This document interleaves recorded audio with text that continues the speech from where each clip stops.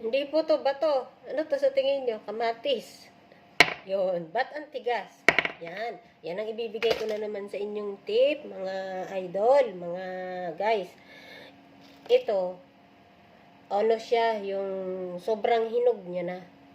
Tapos, pag pinabayaan nyo lang siya sa rep, doon na papunta sa yung mabubulok na. Ang gawin nyo guys, bago pa mangyari yun, hugasan yung mabuti. Yung hugas na ready to use na ba siya, tapos i-freezer nyo. Marami ito isang malaking Tupperware. Kaya lang, ginagamit ko nga araw-araw isa, kaya ilan na lang siya. 5 na lang. So, bago nyo gamitin, hugasan nyo lang. Kahit hindi nyo na siya hiwain. Basta nahugasan nyo siya, pag lumambot, matatanggal yung balat. Balatan nyo lang, ipasok nyo na dun. Matutunaw na lang siya. Kung magsisigang kayo, magigisa pares lang yan. Kahit hindi nyo nahiwain kasi ito, madaling matunaw dahil ice na siya.